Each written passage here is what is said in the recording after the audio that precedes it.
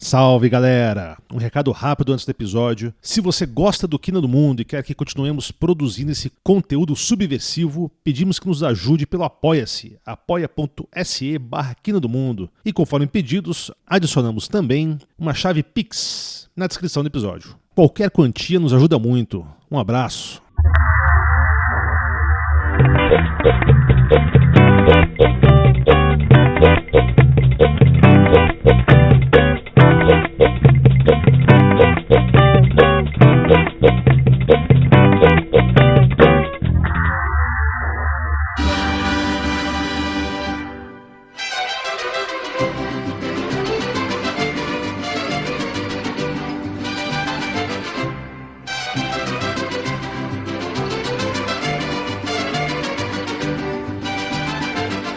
Galera, Quina do Mundo, mais um Quina do Mundo. Hoje o nosso tema é diferente. Vocês viram aí pela musiquinha? Vamos falar sobre o México. E tô aqui, eu sou o André Gomes, como vocês já sabem. Tô aqui com meus amigos Paulo Jabardo. Andale! E Thiago Januzzi. Ai, que bien, papito, que está rico. Tá galera, com sotaque de cubano, cara. Esse sotaque meio... O cubano parece que ele tá brigando com você quando ele fala, cara. Convidamos hoje pra bater esse papo com a gente, cara, um querido parente meu primo, Renato Galhardi. Fala, Renato, beleza? E aí, gente, belezinha? Beleza. Todo chévere. Chévere. Renato mora no México há 12 anos. E aí, Renato? A primeira coisa, qual foi a última notícia que saiu do Brasil aí no México? Beleza. Então, primeiro, muito obrigado pelo convite. É um prazerão estar aqui nessa Quina do Mundo. O Brasil é muito mal visto aqui, hein, gente? Assim, a notícia que vem é... Aqui também. Aqui também é mal visto. Tá no mesmo lugar.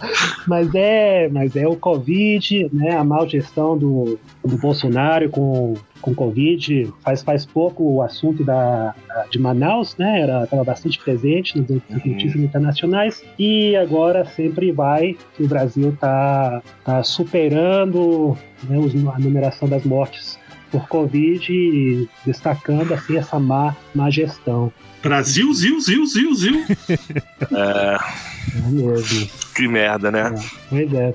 Mas diz que o México não tá muito melhor, não, né? Parece. A gente tá realmente muito atrasado, né? Assim, eu acho que até o dia de hoje, 6 milhões de pessoas estão sendo vacinadas, né? Assim, porém, na cidade do México tem um certo controle, né? Tem uma certa, pelo menos, responsabilidade com vacinar os idosos. O que, recentemente, eu estava lendo uma notícia que, por exemplo, Cancún não tem restrição nenhuma para visitar, e agora que é essa temporada um pouco gringa de Spring Break, né? Assim, vem as férias de Páscoa, a galera tá chegando lá sem máscara, sem vacina, sem nada, que é preocupante. Realmente, assim, eu não tenho saído de casa em um ano. Uma piada que um mexicano me contou, né? Sabe qual a diferença entre Cancún e Miami? Em Cancún se fala inglês. Bota fé. Tem umas histórias boas de Cancún pra contar depois aí, mas vamos lá. Opa! Ô, Renato, você é sociólogo, certo? Correto, sociólogo. Formado por que universidade? Então, eu me formei em São Francisco, na Universidade Estatal de São Francisco. Aí, posteriormente, eu fiz um mestrado em Ciências Sociais pela Faculdade Latino-Americana em Ciências Sociais, aqui na cidade do México. Nesse momento eu estou cursando o segundo ano do doutorado em Ciências Sociais e Políticas da Universidade Ibero-Americana. Agora me diz uma coisa, é verdade que você tem na assinatura do Exterminador do Futuro no seu diploma universitário? É isso mesmo? Você dá essa carteirada aí? Terminator. É verdade. Isso aí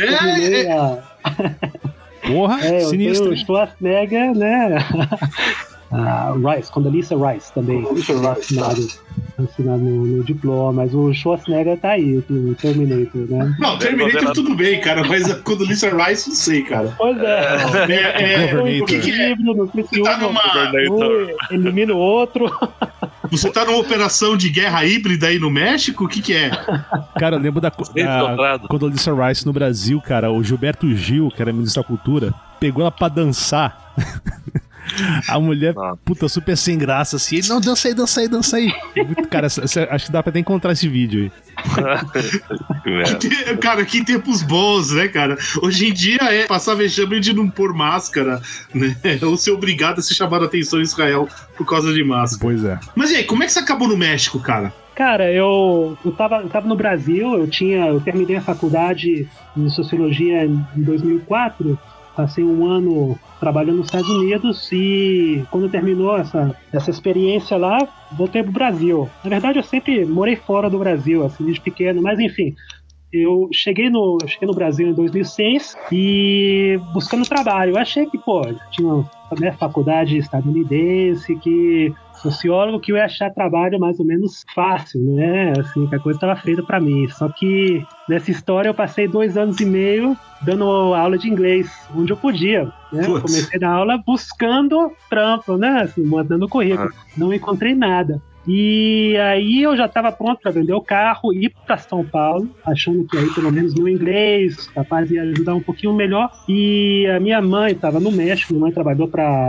a OIT, a Organização Internacional do Trabalho, e estava aqui no México. E comentou que estava trabalhando com pesquisadores, né, no âmbito de sociologia, de ciências sociais, e da Faculdade Latino-Americana de Ciências Sociais. E por que eu não aplicasse? Nunca tinha escutado da Flaxo, mas falei, não tenho nada que perder, já estou pensando em ir embora de Brasília, vou aplicar, vou fazer a prova. Fui para a Embaixada do México, fiz uma prova em espanhol, não sabia espanhol, então eu escrevi tudo em inglês. E a grande surpresa foi que me aceitaram e aí cheguei aqui no México em 2008 e, bom, o resto é história, né? Porra, que legal. Cheguei e me apaixonei com o México, eu tô aqui. O México, assim, abriu as portas, né?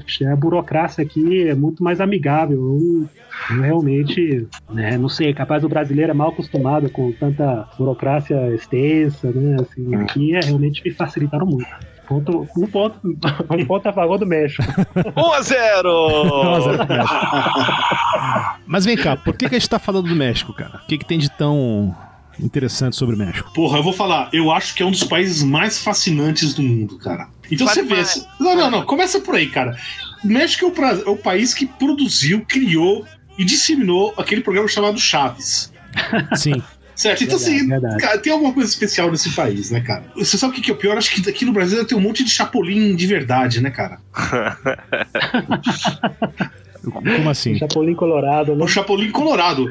Mano, os bolsominion aí tem muito aí que, sei lá, cara, tem muito parecido com o Chapolin sem o bom caráter, né? Porque o Chapolin, ele é um imbecil, mas ele é super bem intencionado, né? Ele sempre Exatamente. Resolver os problemas. Imagina um herói Chapolin mau caráter, cara. A outra coisa, cara, porra, o México é um lugar que antes da destruição pelos europeus, né? Porra, você tinha 2 civilizações altamente avançadas. Duas, assim, conhecidas, assim, né? Lógico que tinha várias outras civilizações. O negócio o que a gente conhece popularmente são os astecas e os maias. Correto. Então, assim, é um lugar onde, porra, não sei se foi exatamente no México, mas foi na América onde surgiu a agricultura de maneira independente. Sim. E na América foi um lugar onde surgiu a escrita, né? Sim. Então, assim, porra, não é, cara, é algo, assim, impressionante, né? Não, é fascinante. Quando eu descobri que o milho, né, o milho que a gente consome é uma invenção mexicana, uma invenção que é herdada, assim, dos astecas e os maias que fusionaram e construíram essa planta, né, assim, que hoje em dia é uma base, assim, alimentícia no mundo. Né? No mundo. Fascinante. O do Chaves, cara, é muito engraçado, porque aqui é Chavo del Ocho, né, que é uma tradução do menino do número 8, né? O menino pobre número 8. E recentemente eu vi a notícia do Kiko, que estava sendo candidato para o governador do estado de Querétaro. Eu, pelo menos, me emocionei. Eu achei isso, né, uma realidade, capaz, um sonho, né, a mistura do imaginário. Porra, eu não sei não, cara. Eu não sei não. Se der merda, pra que o Kiko vai chorar, hein? Falando no Kiko. Não sei se é uma boa ideia, não, cara. Olha, saiu fora. Eu vou desrecomendar no final desse episódio um filme que o Kiko participou, aqui no Brasil com o Danilo Gentili, tá? Velho. Eu vou desrecomendar. Cara, eu era feliz até saber que isso existia, cara. Não, existe, e assim, eu comecei a assistir o filme, aí eu vi o Kiko, ele tava caracterizado, eu falei, conheço esse cara, me deu uma emoção, assim, quando eu saquei que era o Kiko, sacou? Eu fiquei emocionado, assim, me trouxe um saudosismo bom. Aí eu assisti o resto do filme, e aí... Ai. Essas horas nunca voltarão. Agora você chorou. A hora que errei, o Kiko me enganou, fui enganado pelo Kiko. Mas, a gente falando sobre o Chaves, cara, é interessante porque eles têm um fanbase muito forte aqui no Brasil, né? Inclusive tinha uma convenção, acho que com a pandemia obviamente não tá rolando mais, né? Acho que os Amigos da Vila, uma coisa assim, que eles conseguiram até trazer alguns dos atores pra participar.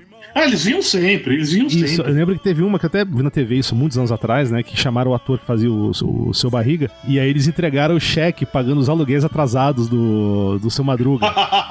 Seu Madruga, que legal. O Dom Ramon. Excelente. É engraçado que o Chaves aqui não é tão popular, né? Assim, você vê de vez em quando na televisão, mas assim, que é um fenômeno, é só no Brasil.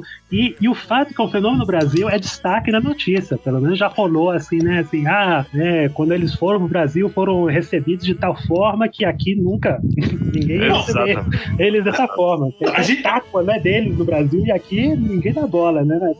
Assim. A gente tem que lembrar de uma coisa também, né? Duas coisas, na verdade. A primeira é que quando o Chaves veio pro Brasil já era meio antigo no México, né? Então você tem que falar não com a gente, que é a nossa geração que viu Chaves, né? E tem que falar com os nossos pais, certo? Correto. Se você for falar de Chaves, né? Então aqui tá mais próximo. Você para pra ver os personagens, ninguém ali...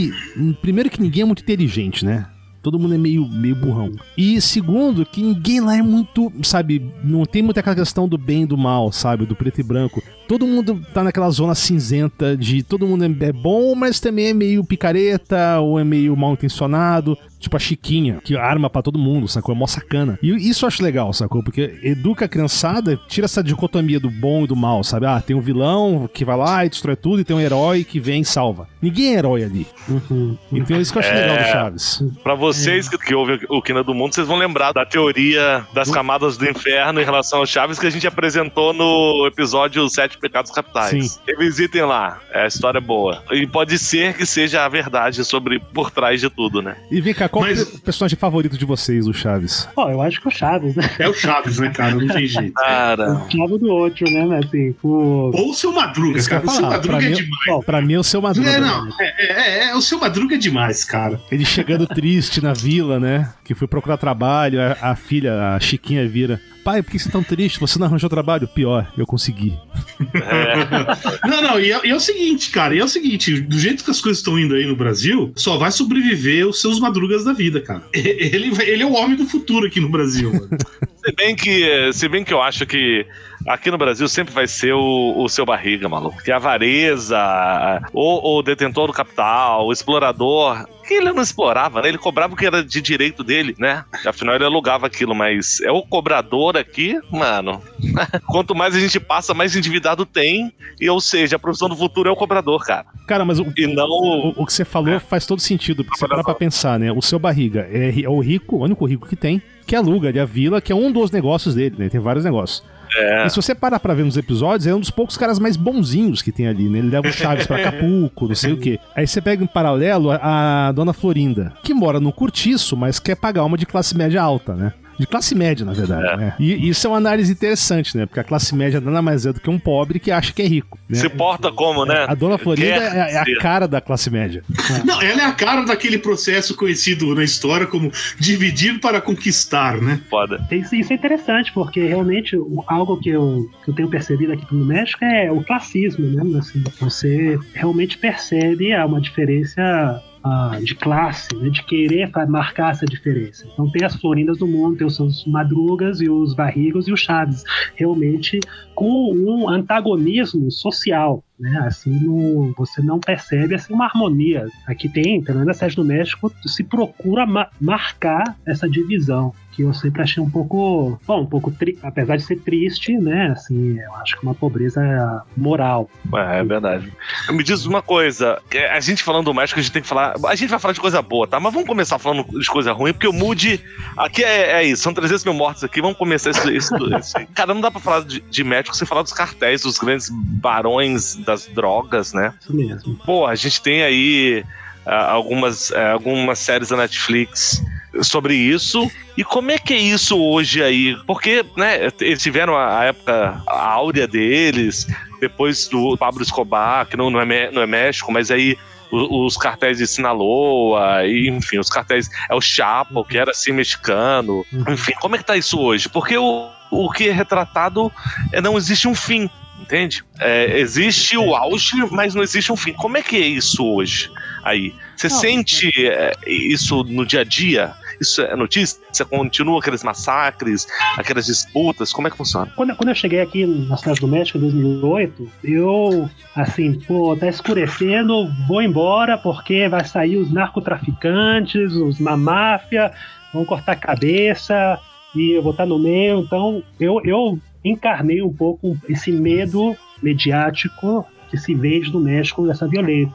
E demorou alguns meses para eu perceber que, na verdade, México é um país capaz de até mais seguro, na minha percepção, do que o Brasil, porque a violência é muito, muito focalizada, né? Então, como você falou dos cartéis, os cartéis são realmente uma violência assim, difícil de imaginar, né? Cortar cabeça, corpo pendurado de ponte, mensagens assim contra político, mala com pedaços de braços. E todo o México é uma grande fossa, né? Assim, não termina de encontrar, né, fossas enormes clandestinas de corpos, de ossos, e ninguém sabe quem é, mas é uma coisa espantosa. Agora, para uma pessoa que não está vinculado com narcotraficante, que não está vinculado com drogas, que não está no mercado ilícito, você não vai, pelo menos, isso é a minha opinião, né? Assim, eu nunca me senti ameaçado por isso, porque eu vejo que essa violência está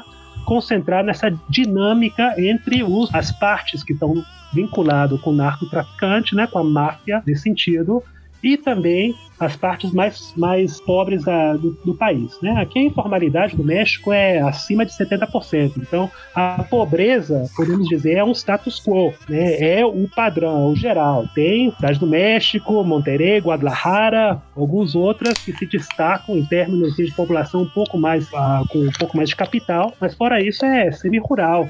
E a explotação dos cartéis aproveita nessa pobreza para explotar essas regiões, e em muitos casos, né, assim, sequestram. O que também intersecciona dentro dessa dinâmica é a migração centro-americana, principalmente. Então, o fato que essa população migrante atravessa esse país já uma condição de vulnerabilidade, eles ficam expostos a situações de maior risco, e os cartéis, né, intercepcionam os caminhos e terminam fazendo o que querem com essa população, que é coisa horrível. Então, por uma parte, tudo isso é verdade, né? Assim, dos cartéis, o fato que quando eles estavam pesquisando eu acho que a segunda temporada de Narcos, do Netflix, o cara que estava pesquisando o terreno para filmar foi assassinado. Eu acho que ele realmente encontrou um lugar da máfia, né? Encontrou um terreno apropriado. Esse cara era muito competente, né? Achou o lugar certo pra dar tudo errado, né? Que merda, hein? Não tinha ouvido falar nisso, não. E assassinaram o cara. Então se você não se coloca nessas vias, né, de risco, você não terá, muito pouco provável, assim, o fato que você não, o assalto comum, como eu já percebi em Brasília, em São Paulo, né, aqui eu vejo que é muito menor. Quer dizer, né? Assim, mas a violência desproporcional contra aqueles que estão vinculados com o narco, com a política, é sumamente maior. Isso fala também da debilidade institucional da polícia corrupta, né?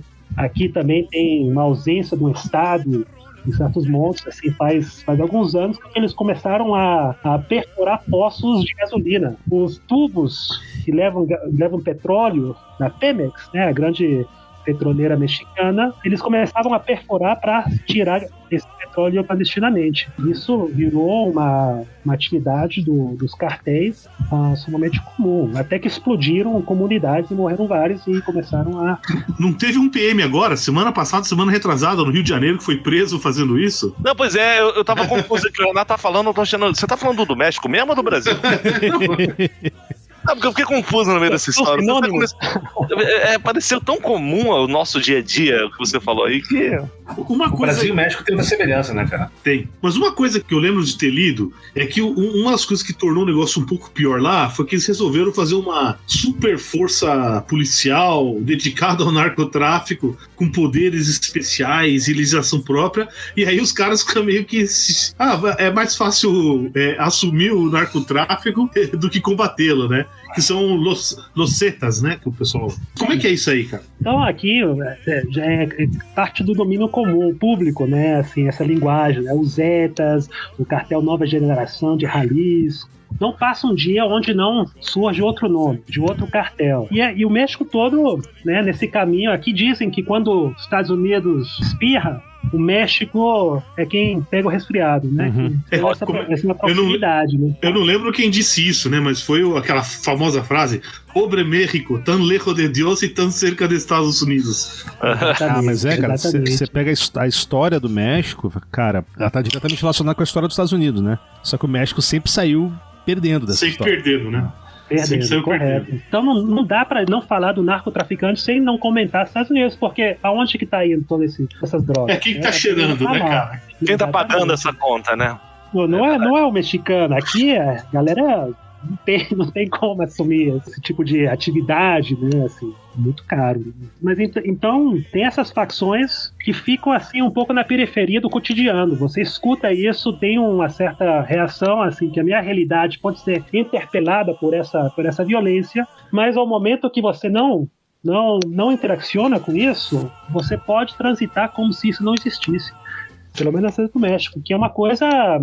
Bom, é uma forma de sobrevivência, mas também é uma negação, né? Assim, todo mundo tem que participar, de certa forma, de tentar aliviar esse sentido, que é uma pobreza estrutural, na verdade, né? Assim, como necessidades. Aqui a galera assume plenamente, sou narcotraficante como entrevista porque precisa alimentar a minha família, o pão de cada dia, não sei o quê, né? Quer dizer, tem uma certa humanização, né, assim, na atividade. Né? Como é que é a base econômica hoje do México? A gente sabe que o petróleo é muito importante. E depois que criaram o NAFTA, tem as maquiladoras lá, né? Correto.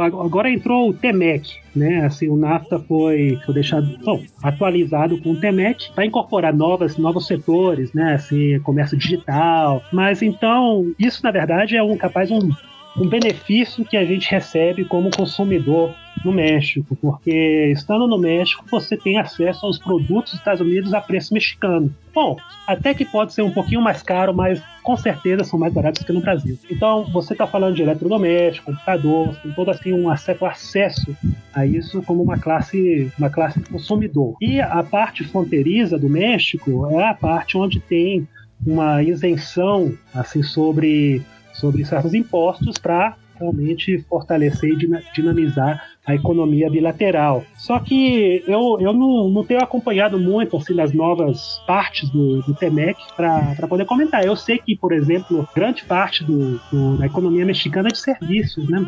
Algumas coisas, né, que é interessante.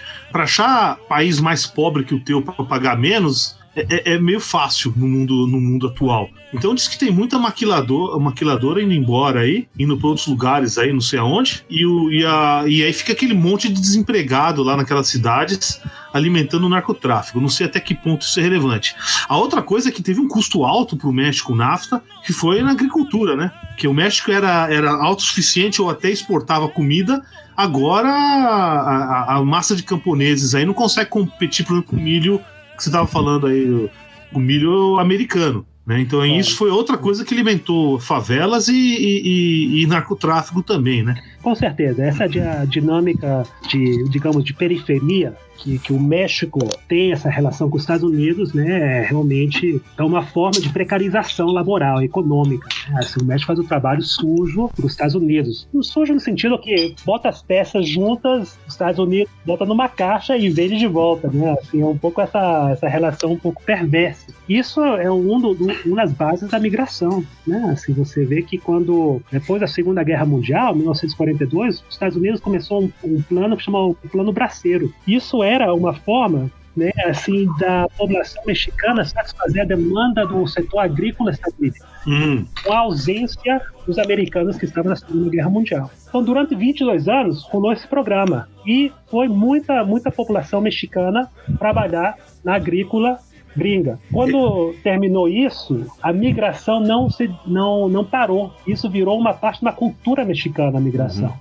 Então, até hoje, você vê, né, assim, um pouco a herança disso, das comunidades que se estabeleceram nos Estados Unidos, e também esse fator que o agrícola estadunidense sempre foi, né, precisando de mão de obra mexicana, né, isso terminou sendo o trato, que levou a que teve essa dinâmica entre galera indo para lá. E é muito triste quando a gente vê assim que no supermercado a maçã é dos Estados Unidos, ou, né, a cebola é de Califórnia. Realmente, nas cadeias de supermercado você encontra os produtos agrícolas, né, estadunidenses, porque também a carne, por exemplo, né, o que fica no México é a carne que não conseguiu ser vendido aos Estados Unidos. Quer dizer, tem muita bom pedaço de carnes aqui que a gente não consegue ter acesso. Ou tem um acesso a custo de classe alta. Quer dizer, não é uma coisa popular.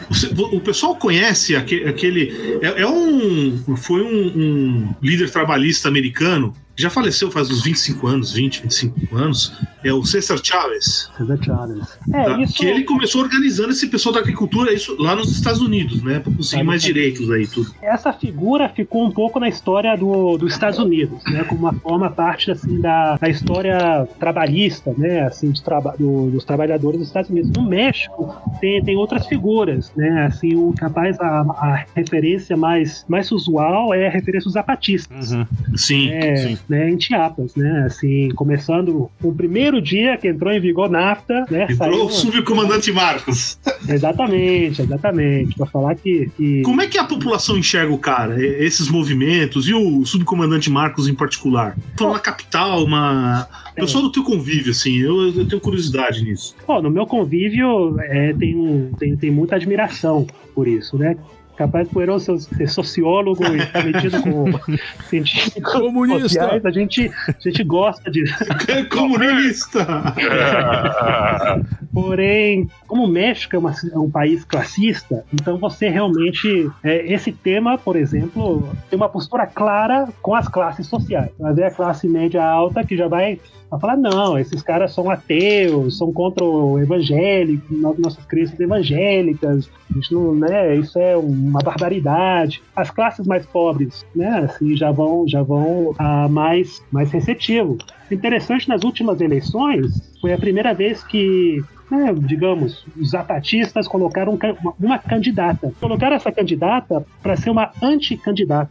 Na verdade, ela só foi não para ser elegida, mas fazer uma retórica, uma crítica do que isso não é o processo, que isso não é a forma, isso não é uma forma de mudança. Então é uma coisa curiosa, porque buscava voto um pouco para deslegitimar o processo, né? Era como, votam por mim e eu vou desaparecer com esse processo, com isso. E foi a primeira vez que apareceu uma candidata assim, zapatista no terreno político, porque a ideologia zapatista é uma negação, né, do Estado institucional, como a gente conhece o Estado-nação do México. Né? Eles têm suas próprias comunidades autônomas, que é uma coisa interessante, chama caracóis. Eles têm vários caracóis, que é o equivalente a estados. São formas autônomas, descentralizadas, de governo descentralizado. Eu acho provocador, assim, intelectualmente, a ideia. Eu acho que é uma coisa que a gente deveria considerar, porque são outras formas de fazer democracia, outras formas de participar politicamente, e tem toda uma posição sobre o papel da mulher, não, papel feminino dentro desses processos, que também é questão sumamente importante, o gênero, né? Então é interessante, né? E resultados práticos lá em Chiapas? Eles conseguiram fazer algo? Como é que é? Isso é o tipo da coisa, né? A ausência de informação desse tipo de coisa, pra mim, é meio que indicação de que houve algum sucesso, pelo menos, né? A gente não fica sabendo disso aí. Eu nunca visitei uma comunidade zapatista, né, para comentar assim, uma experiência empírica através dos meus olhos. Eu acho que até você tem que ser convidado para entrar na comunidade, eu não sei. Porém, o que eu tenho escutado é que essas regiões são regiões autônomas, onde o Estado, até certo ponto, tem um respeito pelas formas que eles gestionam as suas comunidades, eles têm umas regras internas e são partidários, eles têm uma equidade entre as atividades que são muito mais, digamos, igualitários. Apesar de ter regras e aberta a discussão, alguns poderiam dizer, aí está o Estado mão dura, porque você não pode usar substâncias que alteram, como cafeína, ou acho que tabaco, ABD, álcool, por exemplo. Psicoativos. Então, né? Aí é a mão dura do Estado, né? Proibindo a sua liberdade. Porra, aí, ó. A quina do mundo seria proibida aí, né? Pois é. Eu acho que é por isso que eu nunca visitei. Exatamente. Mas é isso, assim, eles funcionam e tem uma certa expansão. Eu não sei, assim, eu não tenho mais informação sobre isso, né? Pra dizer, assim, a eficiência ou até a recepção popular. Não sei se as comunidades ao redor disso estão satisfeitas com a interação com eles, né? Porque tem uma certa... é uma resistência, né? É algo contrário, né? Uma contrariedade. Né? Voltando um pouquinho à parte história, né? Isso são coisas assim que eu acho interessantíssimo. Como é que os mexicanos enxergam esse passado deles pré-colombiano hoje? Como é que isso é retratado entre as pessoas em geral? Você tem alguma noção disso? Essa é uma boa pergunta. Claro. Assim, é impressionante, né? Assim, a história dos antepassados mexicanos, né? Assim, o pré-colombiano é presente em toda a parte da cidade do México, né? Que legal. Toda a parte do México. A cidade do México foi construída em cima de um dos maiores recintos, uma grande civilização, né, azteca, né? Assim, o Império Teotihuacan. Então, não tem esquina, não tem um bairro onde você não vê alguma pedra, alguma estátua, algum tipo de vestígio pré-espanhol, pré-colombiano, que vai lembrar essa história. E eu acho que é uma parte bastante até glorificado, né? Uma parte assim do orgulho mexicano ter essa história. A preservação desses monumentos aqui no México é uma coisa impressionante, né? Assim, a arquitetura que eles colocam para preservar isso é extenso e tem muita participação. Eu vejo que o conhecimento azteca, maia, que são as grandes, né? Mas tem os totoltecas, olmecas, em toda a parte do México você tem isso, né? E toda a cidade do México, na verdade, tem embaixo templos, né? No centro da cidade do México tem um que se chama o Templo Maior, que é ao lado de uma enorme catedral.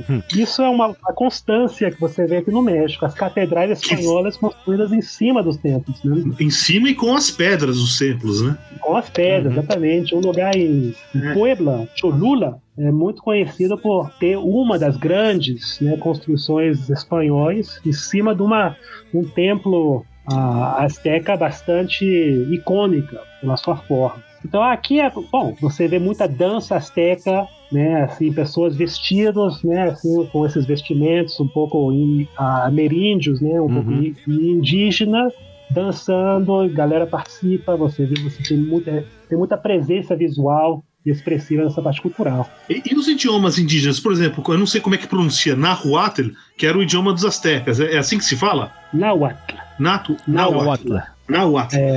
Tem muita gente que fala, como é que é? Tem, todos esses idiomas continuam vivos. Puta, que legal.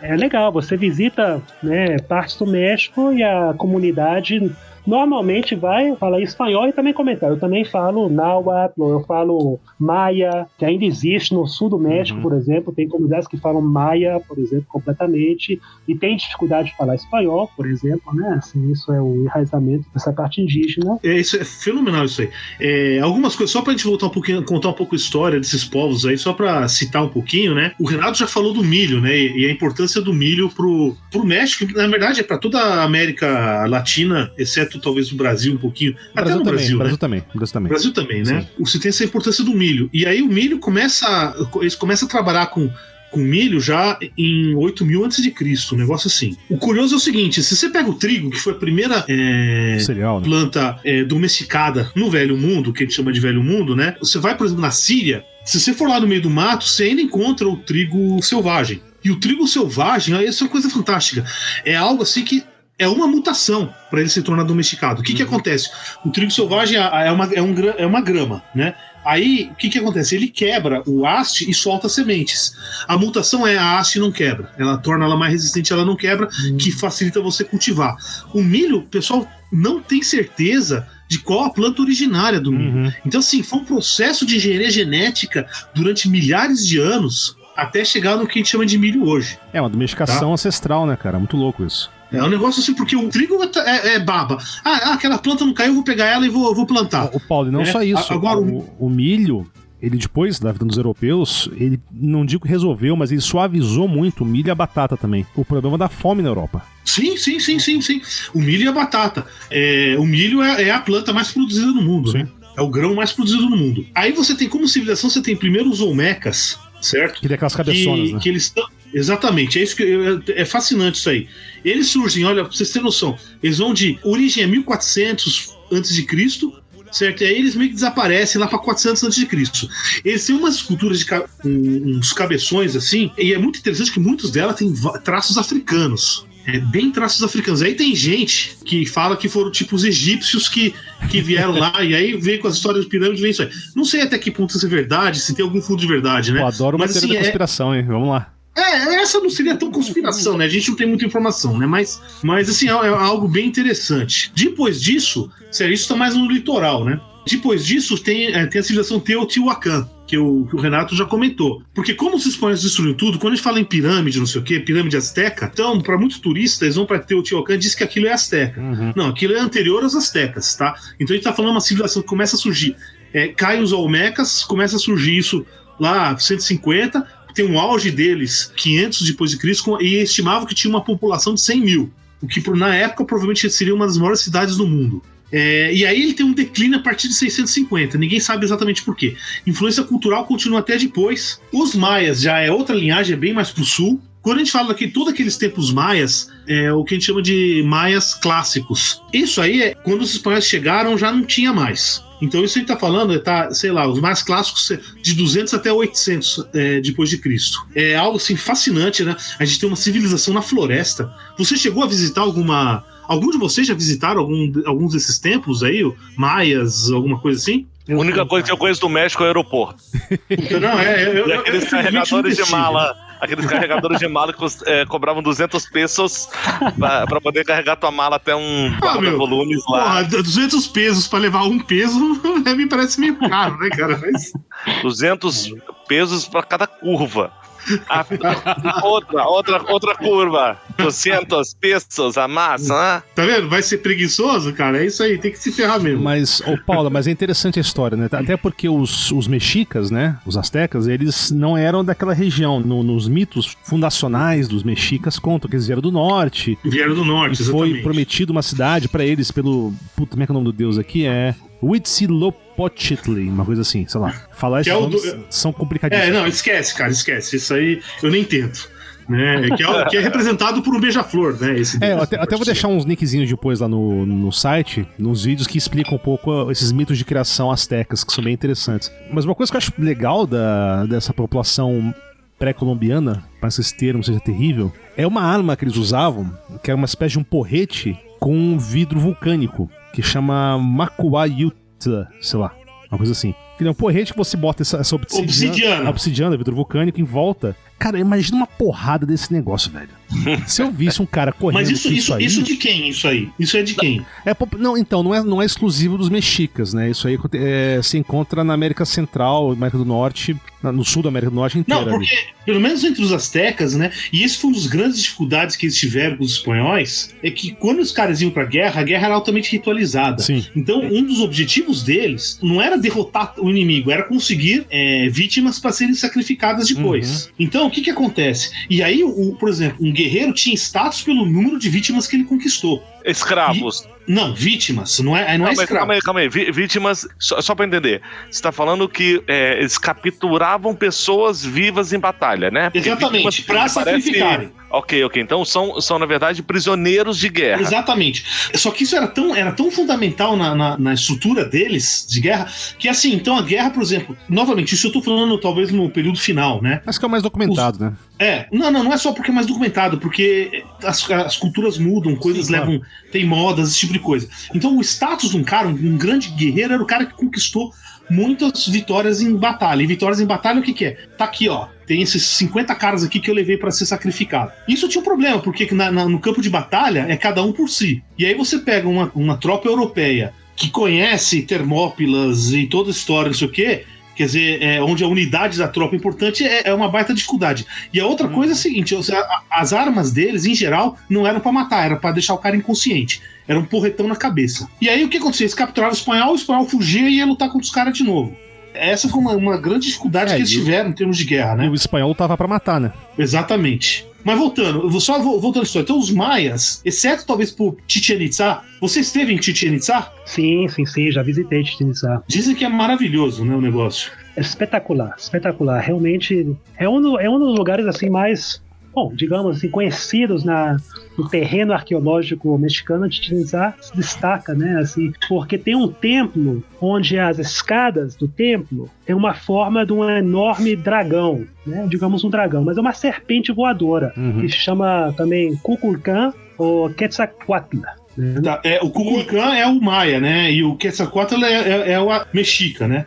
É o mexica, correto. O bacana desse templo é que, bom, como as pirâmides também, eles tinham aquela alinhação astronômica, né, assim, com os planetas. Então, o Sol, o solstício, eclipse, fazia com que essa parte da serpente se iluminava, né, ficava assim, se destacava como ouro. Então, tem uma coisa de ilusão aí muito bacana. Não, e é fantástico, porque também em Chichén Itzá você tem os famosos cenotes, que são pequenas grutas de águas profundas. Então, mas de água doce. E são espetacular porque são quase dentro de cavernas, então tem um enorme como piscina, digamos, cenote, e no fundo você normalmente vão encontrar, né, assim, restos de pessoas, né, assim, sacrificados, como também partes de ofrendas, né, ouro, caixas, vasos, essas coisas todas, que também é espetacular você poder também nadar disso, sabendo que a 100 metros abaixo, capaz, também já foi um lugar ritualístico, né? Que massa. Sagrado. Segundo a History Channel, é tudo coisa de ET, velho. Vem essa serpente aí, é extraterrestre. Se você assiste History Channel... Pode ser... Não, pode ser... Pode ser que os ETs trouxeram nazistas pro passado e os nazistas fizeram isso. Mas os nazistas foram pra Argentina. A gente tá falando de coisa séria aqui. Não. Caveira de cristal, você olha lá, mano. Você olha pra olho da caveira de cristal e aí tu fica doidão, mano. Aí, cara, é muito louco. Não tem como você não pensar em Indiana Jones quando você tá nesses tempos. Não tem como. Certeza. Deve ser lindo. Não, mas cara, já que a gente tá falando de coisa séria, então a gente tem que lembrar das coisas. Quando a gente pensa em México, a gente pensa em quê? Pensa em Chaves, pensa em comida, que depois a gente pode falar sobre isso também. Porra, e pensa em luta livre. Luta livre. Mascarados. Pelo menos assim, como a gente não tem um contato direto com a cultura mexicana, se a gente vê por uma ótica americana, que boa parte que a gente sabe do México vem via Estados Unidos, né? Com certeza. Porra, não é meio fanático, meio que o México gira em torno da luta livre. É tipo, eleição de prefeitos e se disputa na luta livre. Né? Não é bem assim, né? Assim, digamos que a luta livre é uma grande parte da cultura mexicana.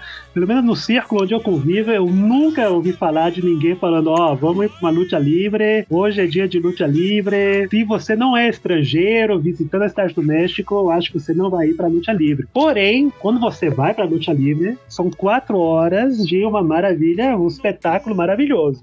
Assim, realmente... Pergunta. Se agora você quisesse ir no luta livre, você saberia onde ir? Sim. Então é parte da cultura geral, cara. Sim, claro. Ô, Renato, me conta uma coisa aqui. Eu lembro que que quando você chegou no México, você falou da maldição de Montezuma, que é comer comida daí e passar um mês no banheiro. Me conta essa história aí. Mas eu acho que isso, todo mundo vai passar por uma maldição de Montezuma, com certeza.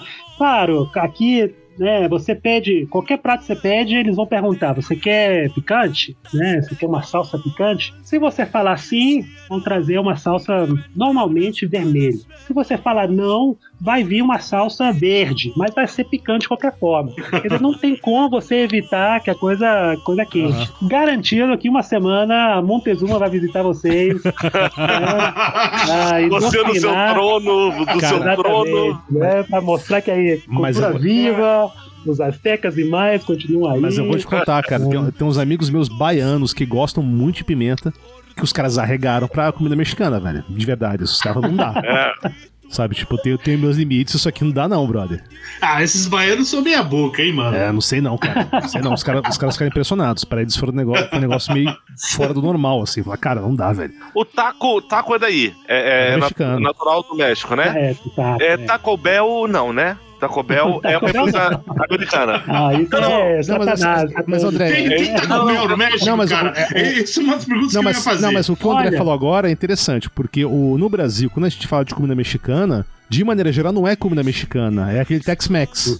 É Tex-Mex. Que é americano, não é mexicano. No resto do mundo, principalmente nos Estados Unidos, comida mexicana popular o Taco Bell, porra.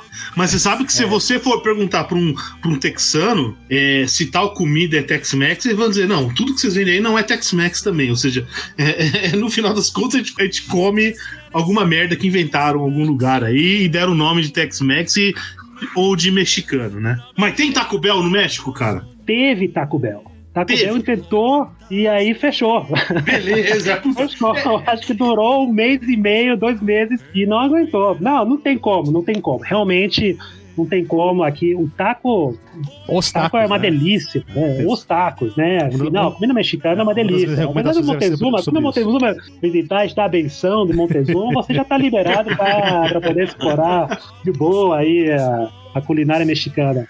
E o taco é uma parte fundamental, né? Assim, o taco de pastor, né? Que tem essa herança árabe, porque é um pedaço de carne, assim, né? Assim, um pouco como kebab. Shawarma, por favor, kebab. Shawarma, exatamente. E tem tá sazonado, aqui tudo portunhol, né? Temperado. Tá sazonado com... Temperado, aí, obrigado. Com um bichinho que chama achiote. Achiote é um bichinho que, quando você esmaga, fica vermelho. E ele tem um gostinho... é um gostinho saboroso, assim, não é nada espetacular. Mas isso é uma parte fundamental de você temperar a carne do pastor, que é o taco mais famoso, o taco de pastor. Vem com um pedaço de pinha, né? Assim, ananás, como que é isso? Abacaxi, né? Abacaxi. Um pouco de cilantro. Uma delícia. Agora você não vai encontrar chili com carne, você raramente aqui, pelo menos no meio do país, pro sul, você não vai encontrar burritos, um burrito que é digno assim do norte do país. Já no norte do país é muito mais carne, né? Eles são conhecidos um pouco por burrito, queijo e o churrasco também mexicano no norte também, que é muito famoso. Correto. A barbacoa, né? Assim, de carneiro, né? Que é também muito, muito conhecida aqui. Mas comida de rua, é o mais comum, né? Assim, cabeça de vaca, né? Intestino, porco. É isso, vale a pena, você come bem. Mas, cara, já que a gente tá falando de comida, vamos pra bebida, né? Porque, a bebida mais famosa do México é a tequila. Famosa aí dentro? Então, isso que eu ia falar, que tem o mezcal, né? Tem o mezcal, exatamente. Eu acho que o marketing da tequila é muito boa, né? Assim, o José Cuervo conseguiu vender, junto com a Corona, 2 imagens do México, né? Assim, mas o mezcal, na minha opinião, realmente é uma bebida superior à tequila, né? Que é um processo um pouquinho antes. Eu não sei qual é a diferença um pouco na formulação do mezcal, mas o sabor tem um sabor assim, eu acho um pouco mais seco, em certo sentido, mais assim, com mais corpulento. Tem diferenças na preparação, basicamente é isso. Correto. É tipo, você pega diferente. O rum e cachaça, né? Que os dois são de cana, mas você prepara de maneira diferente, você dá diferenças do paladar depois, né, da coisa. Correto. Bom, só uma curiosidade, né? O nome México, o X, que agora como é que é? Que em espanhol é México, né? O X, na época, é espanhol medieval, certo? Então o X era o nosso X mesmo, é México mesmo. Então, o pessoal quer saber assim, qual que é o nome, a origem desse nome México, né? Então tem algumas... Tem um negócio que é Mexitli, que é lugar no meio do agave. O agave, na verdade, é o agave azul que é usado para fazer o tequila. Sim. Tá? Não é o mesmo, é uma planta próxima, mas não é uma planta igual. E lembrando que não é o agave, não, o pessoal acha que é um cacto, mas não, ele parece uma babosa gigante. Não, é que eu acho que quando ele começa a crescer, ele é cacto. Não é cacto, é tipo uma babosa e depois sai o haste no meio lá que cresce, né? E também tem outra palavra lá em Nahuatl, como é que fala na rua? Nahuatl, né? É o Mexico, que é lugar do umbigo da lua. Esse seria o que se conjectura que é a origem do nome México. Tá? Eu vi uma coisa aqui que é interessante, porque o povo se chamava de mexica, né? Não de asteca. Então, Azteca era uma coisa bem específica. Eram os mexica de Tenochtitlan. Tenochtitlan, e coisa fantástica, assim, né? Essa região central, que é onde é a cidade do México hoje, você tinha um grande lago, Lago Texcoco, tá? Que foi drenado pelos espanhóis. E o Tenochtitlan, que era a capital azteca, ele era uma ilha, praticamente uma ilha, nesse lago. Não, e os espanhóis, quando chegaram, ficaram impressionados com a cidade, né? Ficaram impressionados. Pelo tamanho, pela urbanização, sabe? A organização da cidade. Foi um negócio que não existia em outro lugar do mundo. Provavelmente, assim, o pessoal estima que em Tenochtitlan, só essa ilha no lago, tinha 200 mil habitantes. Se você tomar as ilhas e todos os arredores ali, você tinha 700 mil habitantes. Certamente, naquela época, era de longe a maior cidade do mundo. Provavelmente sim. Então, assim, é algo assim impressionante, né? Ô, Renato, me conta uma coisa aqui, uma curiosidade. Quem são os ditos heróis nacionais mexicanos? Porque a gente tem aqui é muito ligado a esporte. Já foi o Pelé, já foi o Ayrton Senna, né? Claro que não é unânime, nenhum dos dois são. Mas são figuras que são ditas heróis brasileiros. Me conta um herói mexicano. Eu vou saber responder um, viu? Eu vou saber. Já tem um aqui na fila. Fala aí, Renato. Não fala que é o Speedy Gonzalez. O ligeirinho, pô. Nem o Chapolin, né? Emiliano Zapata. O Zapata. O Zapata, Pancho Villa, o seu exército da divisão do norte. Isso não tem como faltar na lista, né? Dos grandes héroes, né, mexicanos, né? Que marcaram toda a história, né? Assim, agora, se você me perguntar assim, coloquialmente, assim, no contemporâneo, quem é o novo héroe mexicano, aí eu não sei, Chucky Lozano, por exemplo, capaz, pode ser. El Santo. O Chicharito, não? El Santo, né, o luteador, tem a máscara dele aqui, ó, El Santo. O grande Santo. Luteador. É ligado ao esporte, enfim. Bom, a gente tem a história mexicana, mesmo depois da conquista, então é fascinante, né?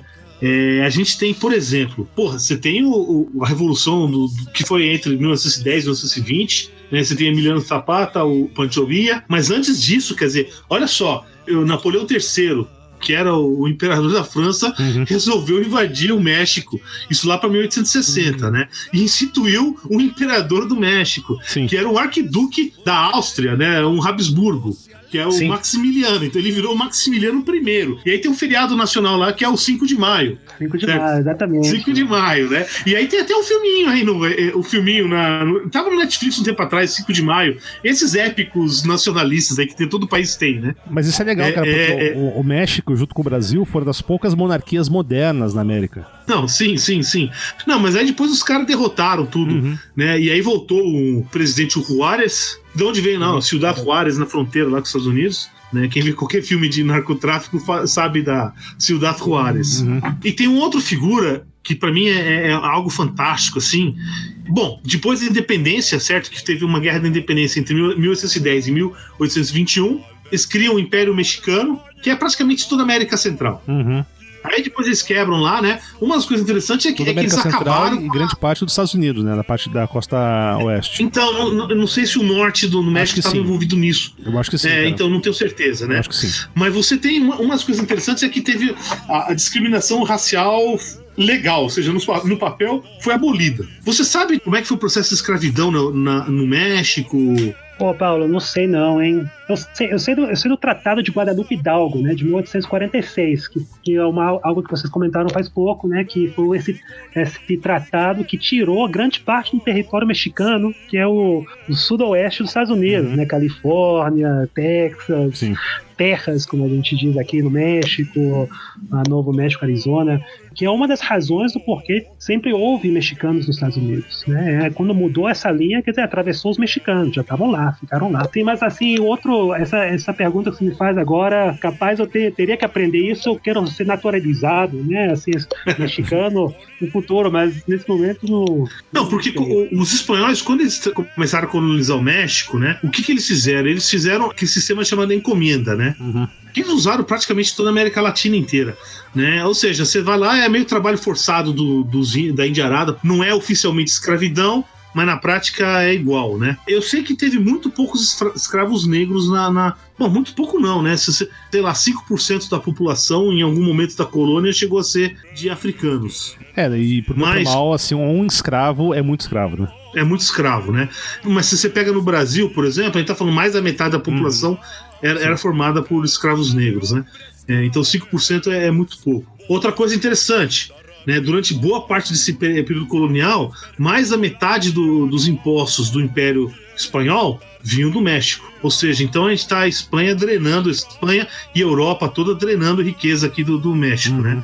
E aí tem aqueles protecionismos idiotas não, né? Nefastos, certo? Que essas potências europeias faziam. Então, por exemplo, uvas e olivas não podiam ser cultivadas no México, para não competir com a Espanha. Sim. Agora, por outro lado, né, você tem um puta do sincretismo que criou tequila, toda boa parte da cozinha mexicana, esse sincretismo entre coisa europeia e a cultura indígena, né? Aí todo mundo já ouviu falar daquele tal do Santa Ana, né? E não foi. É o general do Álamo.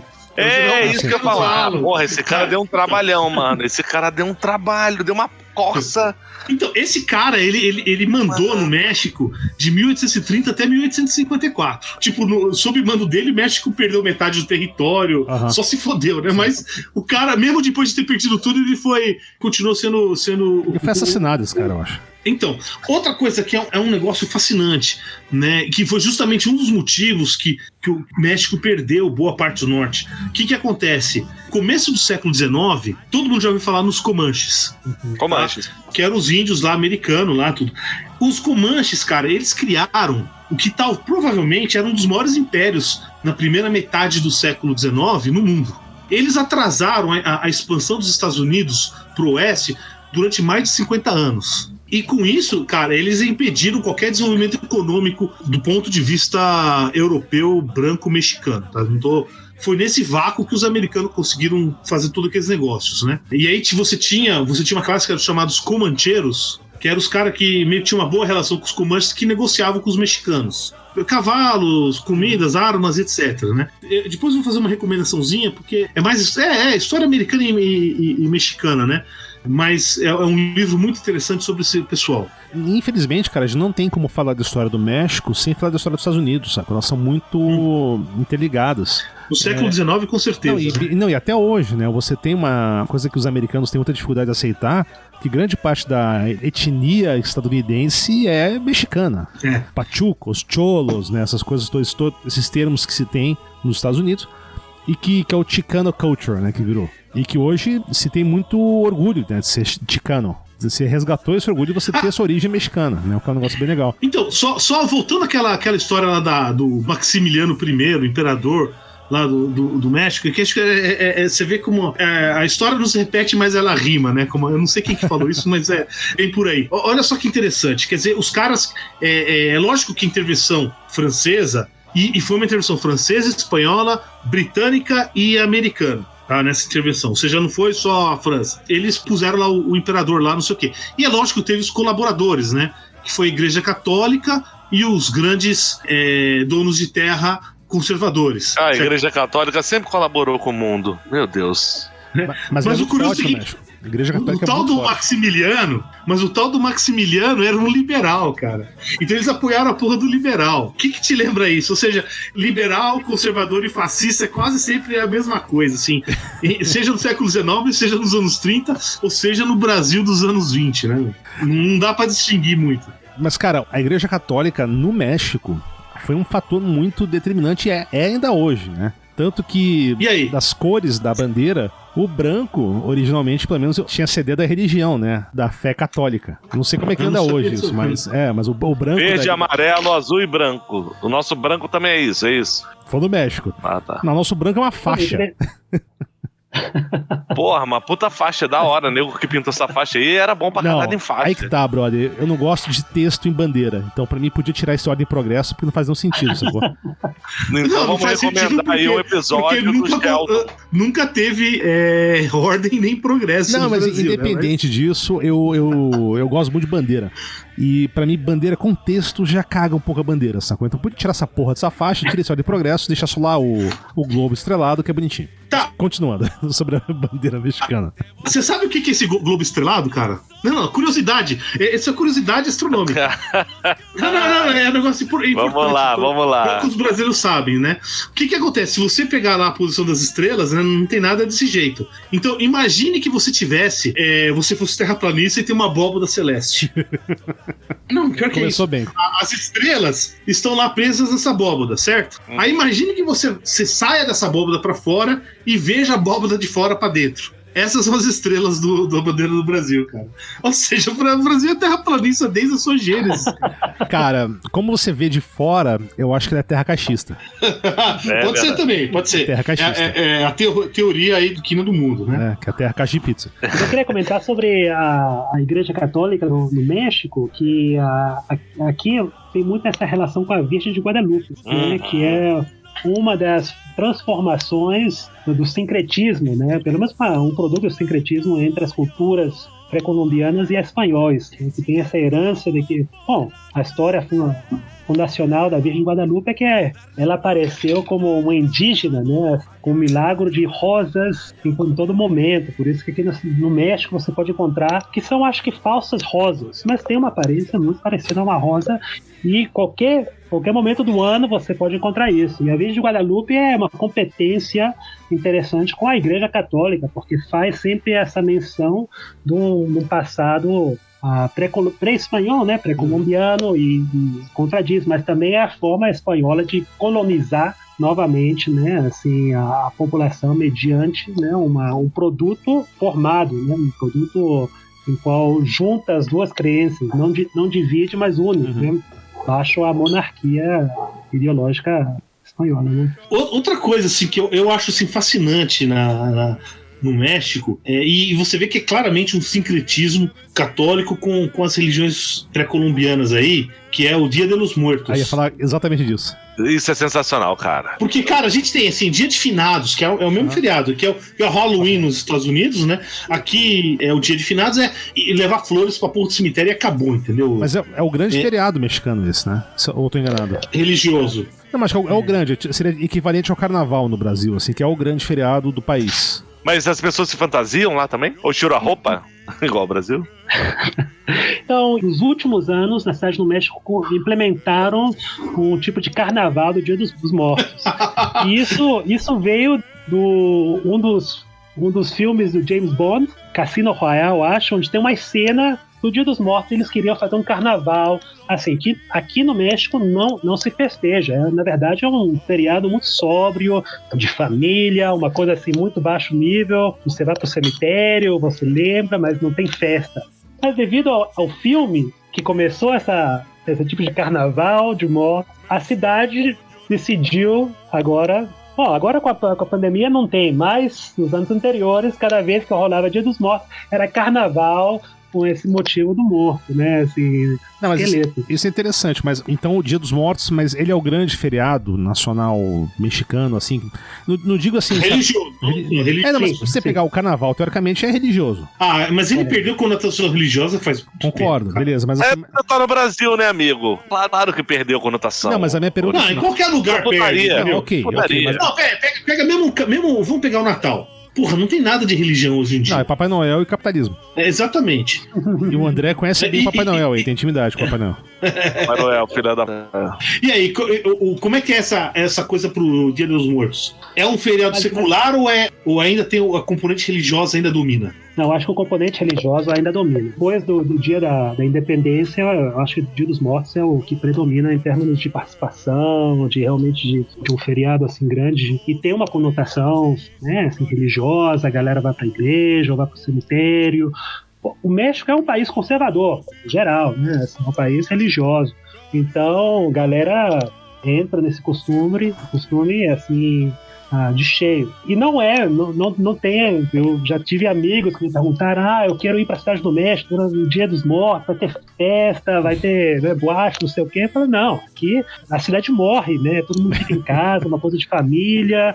Você janta, você conversa e lembra, você faz seus altares, onde você bota a foto das pessoas que você quer lembrar, que já passaram, você bota a comida favorita da pessoa, a bebida, você bota assim, costumes, tem gente que bota cigarro, ou bota dinheiro, ou bota alguma coisa que vai lembrar essa pessoa. Isso. A parte folclórica, digamos, né, assim, a parte do Dia dos Mortos. E a cidade toda, assim, eles pintam a cidade com flores no chão. Então fazem enormes quadros de flores de diferentes cores com motivos disso. Muitos são... Bom, tem motivos políticos, religiosos, tem... É um feriado bem familiar, então. É bem de família. Bem familiar. Nada a ver do que aparece nos filmes. Estou pensando em vir durante o Dia do Morto aqui de férias, não é um bom momento, porque a coisa vai estar fechado, vai ser uma coisa muito... Mas esse negócio que você me falou aí de fazer um altar com as bebidas favoritas, né? Cara, que bom que no Brasil não tem isso e que eu não tenho filho, porque imagino depois, cara, o cara ia ter que botar, tipo, 78 latas de Heineken, sacou? Não, ia dar ruim. Não, tem que quebrar teu recorde, né, cara? Porra. Ô, Renato, me conta uma coisa aqui. Você falou do Dia da Independência. Cara, não tenho a mínima ideia. Independência de quem? Como foi isso? A gente teve aqui aquela fake lá do imperador a cavalo, as margens do Ipiranga e Independência ou Morte. Como é que foi isso aí? Independência, como é que foi essa história? Então, 16 de setembro, o Dia da Independência, né? Como setembro é o mês da América Latina, né? A gente vai começar a ver as independências no continente completo. Mas aqui, então, é uma independência propriamente contra os espanhóis, mas a história política mexicana é uma coisa que eles têm uma crença que isso foi uma independência, porque com a Revolução Mexicana, que deu passo a isso, entrou uma falsa democracia, né? Assim, foram 70 anos de um partido que predominou a governança do México. Recentemente é onde começou a ter uma abertura de participação política. O que predominava antes era o PRI, né, o Partido Revolucionário Institucional. Ou seja, só um parênteses. Cara, o Partido Revolucionário Institucional, né? Não tem coisa a ver com os revolucionários do que algo institucional, né? Mas tudo bem. Imaginou, Renato. Ironia. Mas é isso. Então, eles, com aquela aniquilação um pouco assim da política, em qual saía um governante e entrava outro como uma simulação democrática, mas na verdade era o mesmo partido, nunca tinha uma abertura disso. Então, na verdade, a comemoração da independência é uma comemoração assim, muito com emoções desencontradas, sabores assim um pouco contraditórios. Por um lado, não, com certeza temos uma independência, aqui México prevalece, claro que aqui também a independência é muito, vamos falar aos Estados Unidos, vamos ser orgulhosos de ser mexicano, porque Estados Unidos sempre está enchendo o saco que o mexicano não presta, não serve, é subordinado, explotado. Então aqui realmente as cores saem, galera festeja, muita cerveja, muita tequila, eu diria melhor que tequila, mezcal, né? Assim, rola os barbacoas, os tacos. O mariachis. Com muito orgulho. Mariachis, claro. Mariachis. A Constituição é a de 1917 ainda. 1917, correto. Foi naquele período revolucionário, Pancho Villa, Zapata, que eles fizeram uma Constituição para tentar esvaziar esses movimentos. E aí, vem cá, tem uma figura que eu acho fantástica que é o Lázaro Cárdenas. Lázaro Cárdenas. É algo que conhecido, o pessoal fala dele, não sei o quê? Sim.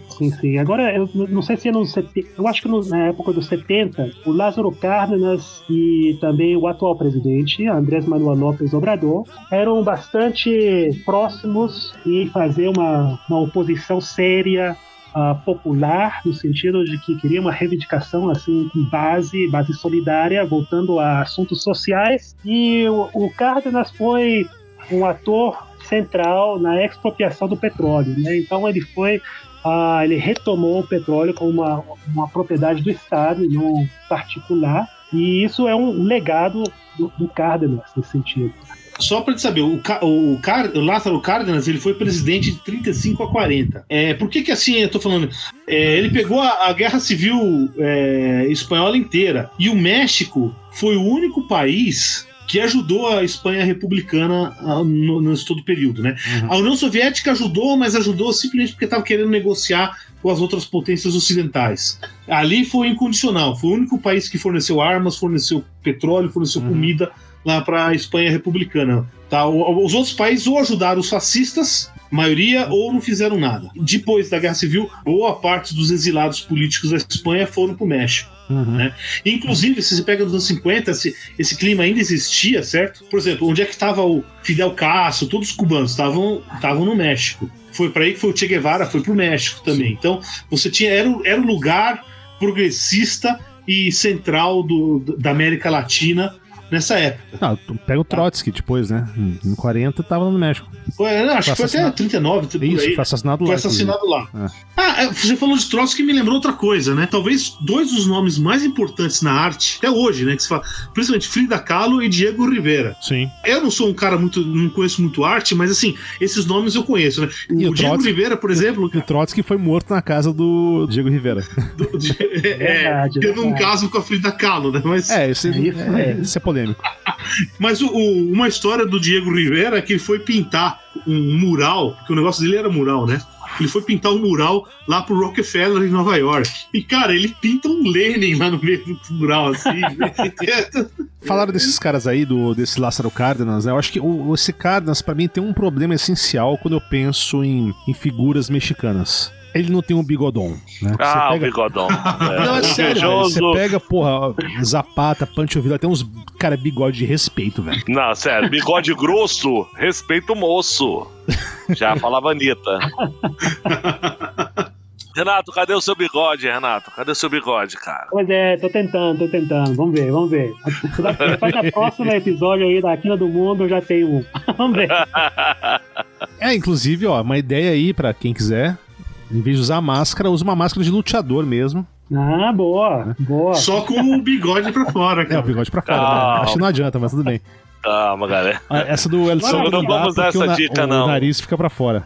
Então não adianta. A casa da Frida Kahlo e o Diego, onde o Trotsky foi assassinado, é aberta ao público aqui na Cidade do México. Isso vale a pena conhecer. No bairro de Coyacán, e é interessante. Tem aí o monumento ao Trotsky, né? É bacana. Que legal. Eu adoro mural, né? E o Diego Rivera, pra mural, é imbatível. Cara. É excelente, cara. É algo assim impressionante, cara. É impressionante. Perguntaram, né? Nesse movimento onde estavam todos os artistas surrealistas, essencialistas, todo mundo passou pelo México, né? Esse movimento comunista mexicano no muralismo, também trouxe assim filosofias, essencial, Sartre, entre outros. E o Salvador Dalí não tinha visitado o México. Em uma entrevista fizeram, tá todo mundo lá no México, por que você ainda não foi pro México? Você é um grande, né, representante do surrealismo, etc. O Dalí responde, não, o México pra mim é muito surreal, demasiado. Eu não posso ir pro México. É que o Dalí era meio franquista, né? O problema dele era esse, né, cara?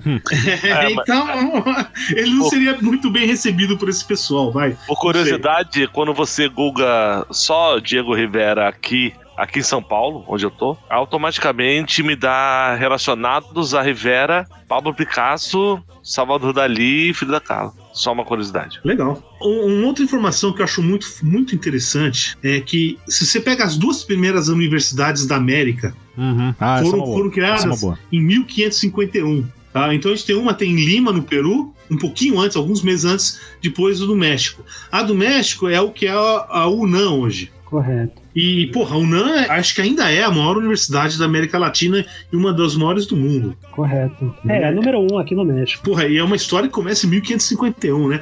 Ô Tiago, você, Renato, que o Tiago é historiador e você é sociólogo, né? Isso é uma coisa que eu queria entender. Quer dizer, na América Espanhola, você tinha um monte de universidades, porra, em 1550. No Brasil, século XX. Você tem algumas. Mas no século XIX você poderia chamar ensino superior até alguma coisa no século XVIII. Mas por que isso? Qual que é essa diferença aí? E será que isso tem algum significado, isso aí? E assim, cara, isso é uma briga na historiografia, sabe? Por que. Nem por quê, mas qual que é a diferença da colonização portuguesa para a espanhola, sabe? É bem diferente, né? Você tem elementos. Tem pessoas que tentaram explicar isso de maneira mais simplificada, mas não tem resposta fácil pra isso. O melhor, sabe, que eu acho que eu posso dizer sobre isso é que, cara, em Portugal faltam-se almas, né? E aí os portugueses não investiam tanto nas colônias. O investimento deles, o investimento deles era mais genético, né? Então era fazer filho pra tocar o negócio e enquanto ele ia, sabe, fazer eu não sei, eu acho que no final eles eram mais espertos. Você vê que a América Espanhola quebrou em um monte de pedacinho, exatamente, né? E aqui o Brasil permaneceu unido e talvez seja a elite daqui tinha que conhecer Paulo, todo mundo, né? Mas isso é muito complicado. É uma questão não muito pacífica ainda Tá, não, é uma questão eu acho fascinante isso aí, interessantíssimo, né? Tanto que você pega até a formação das cidades, né? As cidades espanholas na América, elas têm cara de cidade. Eles pegam assim, fazem os quadradinhos, né? A parte urbanística é bem definida. E já os portugueses, meio que a cidade crescia a Deus dará, né? As mãos da caralha. Porra, mas aí você vê, mas Lisboa também é assim, cara. Sim. Então, assim, você olha pra Salvador e olha pra Rio de Janeiro. E olha pra Lisboa. Lisboa pós-terremoto é muito parecida, cara. A cidade cresce sem essa preocupação urbanística, sabe, de organização. É uma pergunta complicada, cara. Eu não teria como responder assim, de maneira rápida. Nem tem como responder, né? É algo que eu sempre assim, achei meio esquisito e interessante, né? As primeiras universidades do Brasil são do século XX, cara. Isso, século XX. Você tem a da Amazonas, né? Isso em 1908. Paraná também, eu acho, tem uma. Vamos falar sobre terremoto? Porra, Renato, terremoto. E aí, quantos terremotos? Qual foi o pior? Me conta aí, cara. Você tinha me falado sobre uma curiosidade sobre anos que separaram grandes terremotos. Fala um pouquinho sobre terremoto, cara, que não é algo que a gente entenda na prática aqui no Brasil. Claro. Infelizmente, eu acho que eu já perdi conta de quantos terremotos eu já participei. Teve uma época, já depois de 12 anos aqui, eu acho que eu comecei a contar, mas já virou uma parte de uma rotina. Uma rotina nunca muito agradável, mas infelizmente eu passo na realidade. Agora, no geral, um terremoto, você sente, toca um alarme, de vez em quando não toca, mas toca assim com 10 segundos, você vai, se prepara, sai, e é um movimento bacana, dá um sustinho e pronto, né? Já passou, você vai ir aqui, o famoso come pão depois, todo mundo jogando pão pra todo mundo, pro susto, né? E você volta pra rotina. Agora, em 2017... né, alguns anos atrás, dia 19 de setembro, isso é uma curiosidade que aí virou conspiração em alguns campos, marcou 30 anos do maior terremoto contemporâneo do México, que ocorreu dia 19 de setembro de 1987, na cidade do México. Famoso terremoto, né? Em 87 caiu muita coisa, morreu muitas pessoas, foi um movimento que realmente parte águas para a sociedade mexicana, porque nasceu sociedades, associações para combater, mudou toda a estrutura em termos de como enfrentar terremoto, como até construir, etc.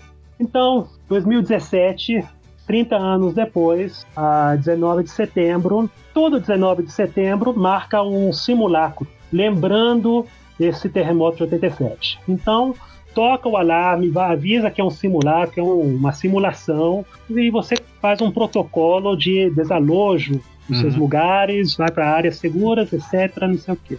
Nesse dia ocorreu às 11 da manhã, como sempre, todo mundo brincando, que beleza, a gente não tem que trabalhar agora, vamos sair. Tudo bem. O curioso é que 3 horas depois veio o maior terremoto depois de 1987. Meu Deus, No cara. mesmo dia, algumas horas depois da simulação. E, efetivamente, foi um terremoto que, para mim, assim, tem um antes e um depois.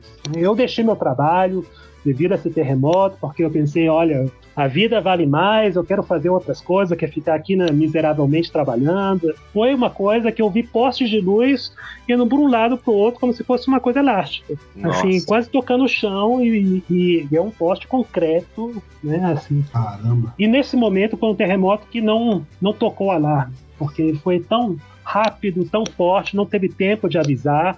Então, de repente está tudo mexendo, as janelas estão quebrando, você só escuta transformador elétrico explotando. A cidade do México, a gente sabe que tem mais ou menos entre 9 e 11 milhões na zona propriamente da cidade do México, mas convive com mais 10 milhões, 12 milhões que interatua com a cidade do México diariamente, né? Uma população de 23 mais ou menos milhões. E nesse momento eu vi a cidade do México assim parado, assim, os carros parados e todo mundo caminhando, mas eu nunca tinha visto tanta gente na rua caminhando. E foi terrível, caiu prédio, morreu gente, foi semanas de preparação. Você tá nesse desespero de querer comunicar com alguém, é uma coisa que você não tem como se acostumar. A primeira vez que eu senti um terremoto, né, assim, o pior que você vai podendo categorizar os terremotos, né? Tem terremoto onde o movimento é horizontal, você só mexe de lado para lado. Aí tem terremoto que é mais tétrico, que é uma onda, então você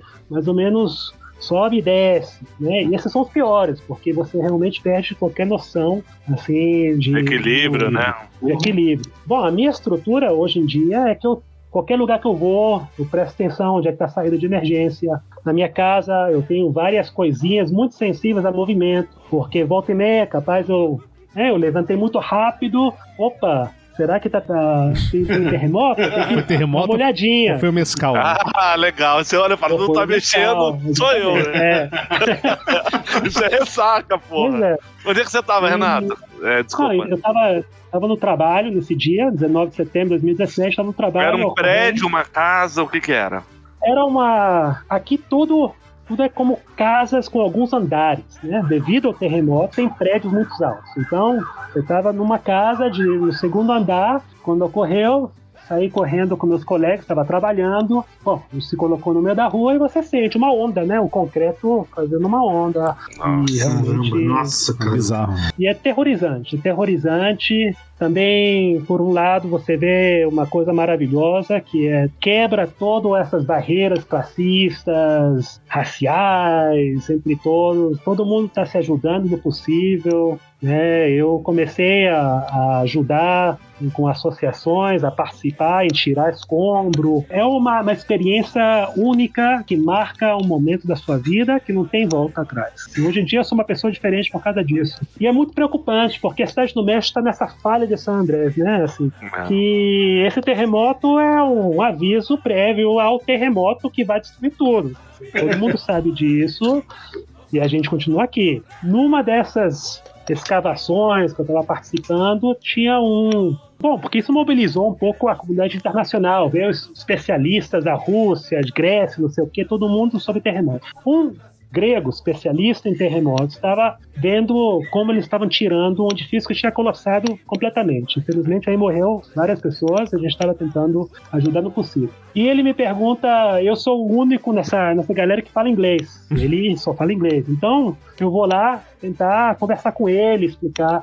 E ele me pergunta, cadê aquela máquina normal, básica, de qualquer resgate de terremoto que faz isso e aquilo? Aí eu começo a perguntar, não, aqui não tem máquina. Cadê isso e aquilo? Não tem. O que eu estava vendo, e que todo mundo percebeu, é que quem estava fazendo o resgate eram os carpinteiros, eram os bombeiros, era o fulano da esquina. Era a galera normal, né? A população, assim, geral. Não tinha Estado, não tinha era deplorável. nesse sentido. Bonito, de um lado, ver a comunidade se solidarizar, se unificar para fazer isso, mas terrível ao saber que você não tem uma proteção, né? Você não tem, aqui o Estado também não tem, não faz nada. O ano passado, eu senti 2 terremotos, foi horrível porque também me agarrou no banho, no banheiro. Então eu tava ali, sentado, desfrutando meu último livro, rola o terremoto, então... Você pegou no banheiro pro terremoto. Mas, cara, 2 vezes seguidas, cara. 2 vezes. Não, já imaginou, cara? Você sair correndo de baixa calçada, todo cagado, mano. Ah, mano, que merda. Não, agora ir pro banheiro é uma coisa assim, ó. Cara, a única experiência que eu tive de terremoto foi no banheiro. Ai, caramba. Foi em 2008, teve um terremoto na escala 5 aqui em São Paulo. Sentiu muito brevemente, né? Mas assim, eu tava numa degustação de vinho, aí eu fui no banheiro. Na hora que eu fui no banheiro, assim, fiz minhas coisas, na hora que eu levantei, eu falei, porra, meu irmão, esse vinho tá meio forte, cara. Já tô meio alterado aqui. Depois que eu descobri que foi o terremoto, não foi o vinho. Eu lembro de cara, eu tava dormindo, eu acordei, eu senti o bagulho chacoalhando assim, né? Falei, nossa, cara, mas eu não lembro de ter bebido ontem, né? Aí no dia seguinte eu fiquei sabendo. Se eu passei por terremoto, eu tava bêbado e aí... Mas só uma informação aqui, né? Eu dei uma procurada aqui.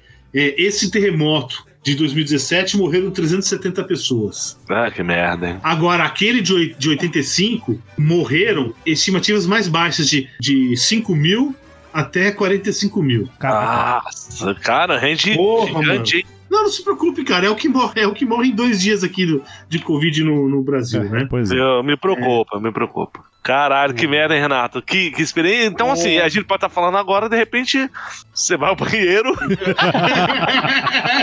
Evitar ir no banheiro, né? Mas pode ocorrer. Cara, na boa, mano. Faz um alarme aí, ó. Quando você vai pro banheiro, você aperta o botão e sai na internet, cara. Não vai ó, risco de terremoto. Você tem que avisar as forças de segurança toda vez que você for ao banheiro, ó, galera, tô indo, hein? Vai dar merda. Literalmente. De WhatsApp, né? E aí, gente, alguém tem mais alguma coisa aí pra adicionar, mano? Não sei, Renato, tem alguma coisa aí, ô Januzzi? Eu só vou contar aquela história que eu mencionei no início, né, de Cancún. Essa história não é minha, não. Do brother meu, ele casou e foi passar a lua de mel em Cancún. Não só contar porque é México, né? E aí ele foi fazer um passeio de barco lá, não sei o quê, e tinha uma competição de bebida, de quem bebia mais tequila no barco. No barco ainda? No barco. Não, mano. Tudo errado. Aí beleza. Aí o maluco lá bebendo pra caralho, virando tequila. No final, deu ele e um russo. O russo tinha 2 pistolas tatuadas no peito, assim, uma K-47 tatuada nas costas. E o meu brother lá ganhou do cara. O russo normal, o russo típico. E o meu brother ganhou do russo. E assim, o russo ficou meio chocado. Falou, não, velho, não aguento mais beber. E tinha sobrado um resto de tequila na garrafa. Não, vou tomar até acabar a garrafa. Aí, beleza, matou, ganhou, beleza. Aí, pra comemorar, né, assim, ele ganhou a vitória da competição, era uma camiseta. Tomou mais uma garrafa. Ele ganhou uma camiseta. Puta que... Aí, uma camiseta. Ele ganhou uma camiseta no barco. Campeão, tequila, os caralho. E aí, isso já era noite, tava voltando pra costa lá. E aí, pra comemorar que ele ganhou, aí ele pulou do barco. Ah, não. Não. Ai. Ele pulou do barco bebaço com celular, carteira no bolso, foda-se. Detalhe, mó treta pra voltar, achar o maluco que tava no meio do mar, à noite, bebaço, perdeu o celular, que estragou com a água do mar, fudeu a carteira lá, o dinheiro que ele tinha, mas ele ganhou a camiseta com a competição do russo. Cara, essa experiência de vida, vale a pena viver isso, cara. Não, eu acho que vale mais a pena você ver alguém vivendo isso, cara. Também acho. É, porque provavelmente ele não lembra que ele viveu isso, né? Ele não lembra, entendeu? Tanto que foi a esposa que contou a história, né? Mas tudo bem. Boa. Então, é por isso que eu tô falando, cara. Se eu tiver numa situação dessa, ô André, eu vou te incentivar, cara. Com certeza. Eu não queria deixar, assim, de dizer que o México, apesar de tudo que a gente tem falado, né? Assim, o México é um lugar, assim, que vale a pena conhecer. Vem conhecer o México. É mais do que Cancún, tem muito mais do que isso. A cidade do México é muito interessante.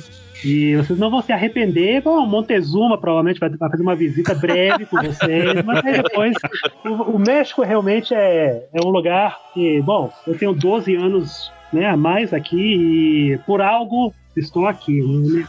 Me tem tratado bastante bem. O mexicano é muito de boa nesse sentido e vale a pena passar um tempo. Eu só fiquei com mais vontade de ir. Eu também, cara, eu também. E só um detalhe, cara, o lugar que eu não tenho vontade de ir é Cancún, então... Exatamente. Eu não tenho nem dinheiro, eu não tenho roupa pra ir pra Cancún.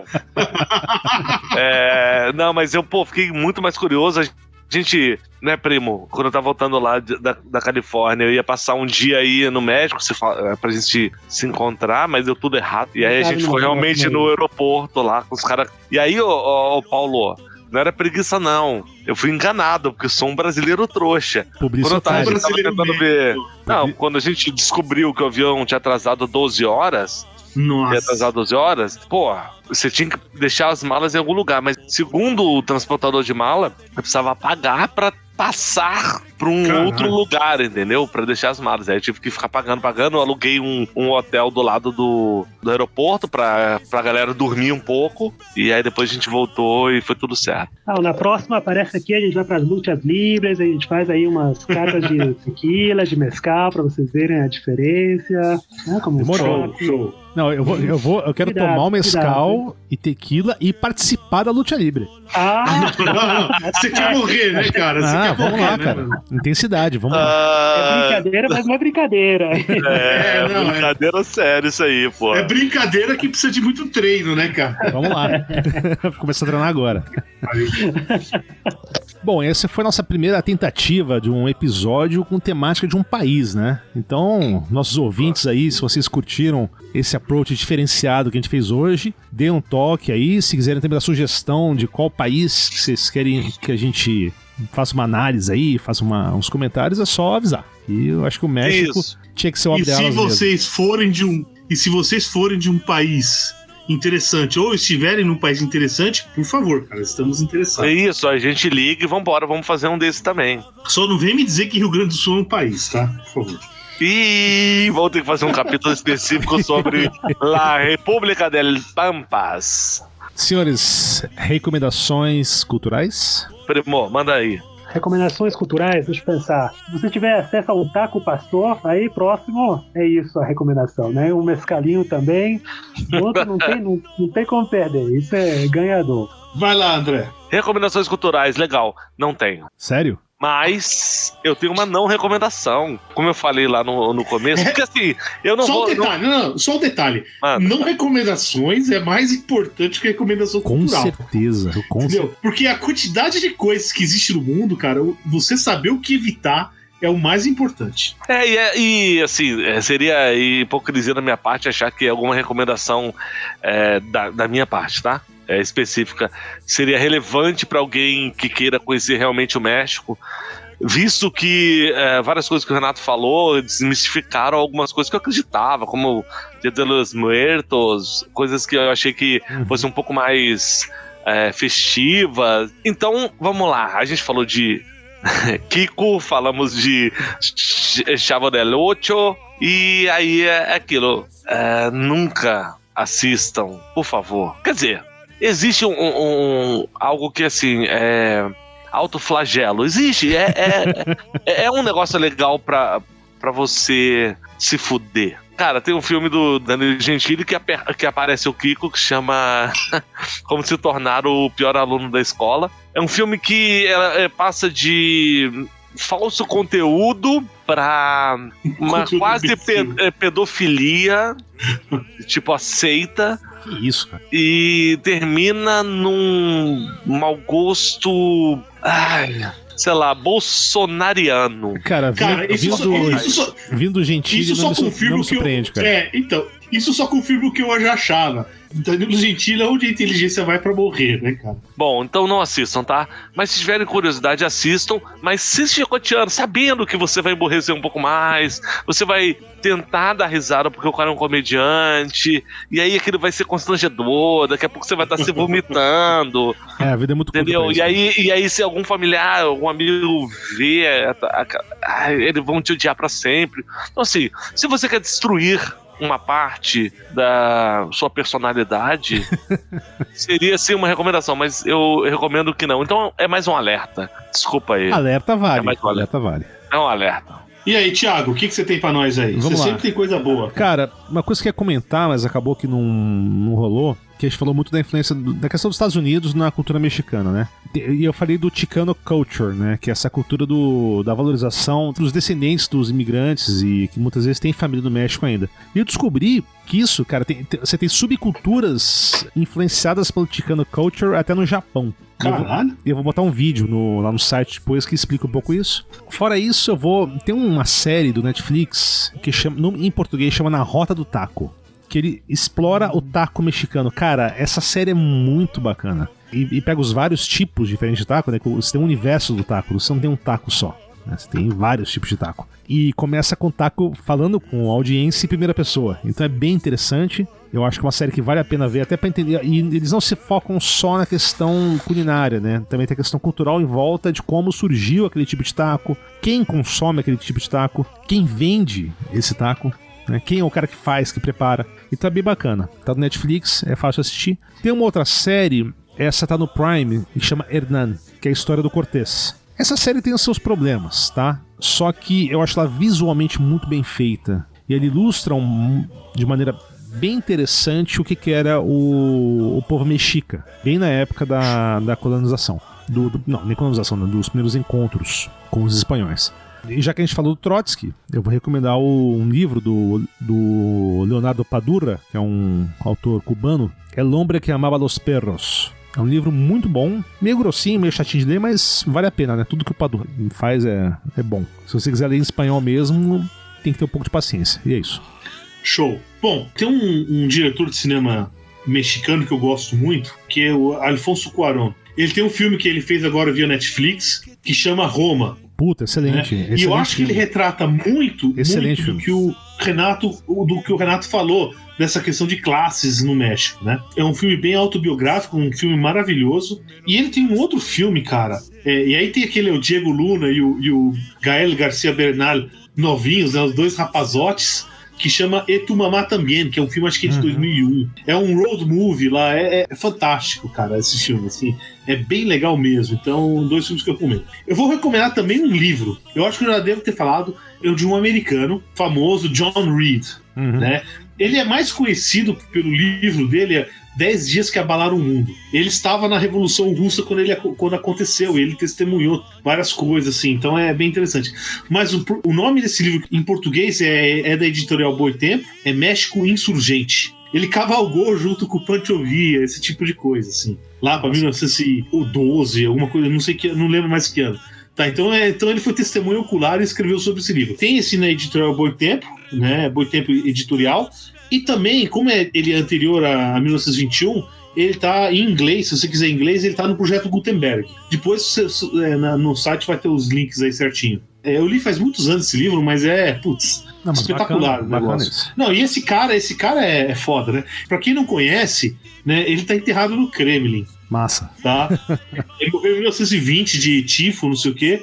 É um americano enterrado no Kremlin, né? Tem um filme sobre ele, sobre a vida dele, que acho que é de 1980, com o ator lá do Superman, o Superman velho lá, esqueci, Christopher Reeves, né? Que é o Reds. Também é um puta filme legal. Superman original, vai. Não ofenda o velho. Cara, não tem nenhum filme do Stallone no México, não? O último dele, do Rambo, metade passa no México, né, cara? Puta, mas é uma bosta esse filme. Até achei legal. É legal naquele sentido que tem um monte de gente vai morrer. Ao contrário da maioria dos filmes do Rambo, o Rambo original é um filme de protesto, entendeu? É um filme, tem muita coisa interessante. O último é matar mexicano, entendeu? Não, mas esquecendo esses detalhes. E vários são propaganda de Guerra Fria, né? Mas tudo bem. Olha, é só uma coisa que eu ri pra caralho lembrando. Um Drico no Inferno, a melhor parte do filme Um Drico no Inferno é no México, velho. Não, é verdade. É muito bom. Sim, é um filme bom, cara. E tem uma série, mas eu nunca vi a série do Drink no Inferno. A série é boa. Eu assisti. Então já fica mais uma recomendação aí. E aí, Renato, alguma recomendação, primo? Sim, eu tenho algumas recomendações. Agora eu vou falar um pouco do gênero musical, aí que eu acho que a gente tem colocado aqui com essas recomendações. Então vou dar algumas dicas de grupos aí pra vocês explorarem.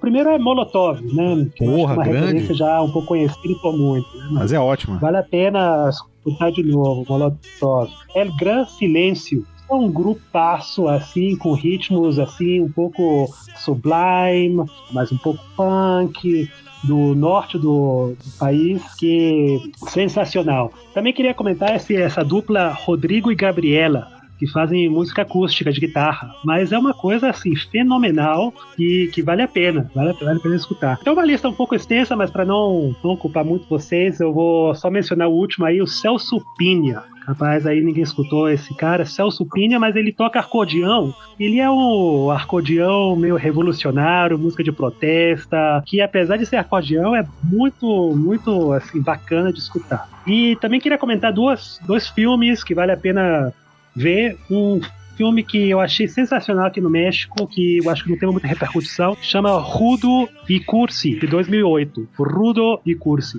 Que é sobre dois caras que entram no ofício de futebol, mas provém de diferentes classes. Um é mais um pouco rancheiro, né, assim, cowboy. E tem aí a história é com o Garcia Bernal e o Diego Luna. E o Diego Luna, exatamente. Mas é fenomenal o filme e vale a pena. E o outro é El Infierno, de 2010. Fala um pouco do México, eu acho que o título tem muito a ver com como se caracteriza ou vive a cidade mexicana e vai tocar muitos assuntos que a gente tocou aqui nesse episódio aqui no Mundo. Vocês vão ver que vai falar de muita coisa. Então eu queria deixar esse último diretor, o Alejandro Jodorowsky. Sim. Que ele faz... É o S do Western, cara. É, filme super louco. Eu recomendaço El Topo e a Montanha Sagrada. Assim, vocês vão alucinar. Assisti recentemente.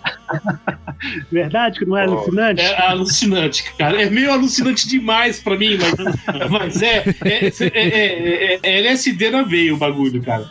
O Dali não teve coragem de entrar no México por causa disso. Tá ótimo.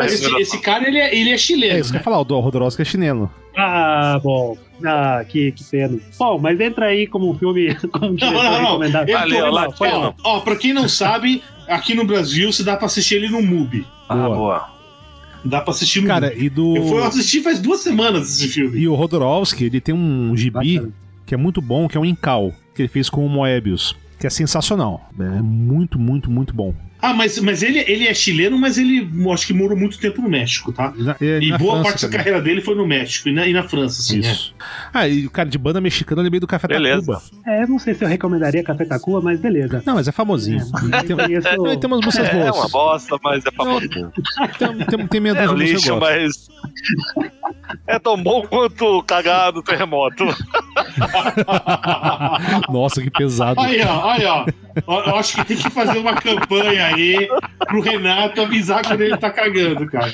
Que isso é um alarme contra terremoto. Meu irmão, que não sabe pegar leve, velho, mas tudo bem. Não, velho, mas não é pra isso que a gente começou isso. Valeu, galera. Valeu isso aí, mesmo, né? hein? Valeu, Renato. Muito obrigado aí, Renato. Valeu, muito obrigado, Paulão. gente. Valeu, Valeu Renato. pelo convite. Thiago. De bola, Sensacional, hein? Abraço. Obrigado, galera. Valeu. Até a próxima.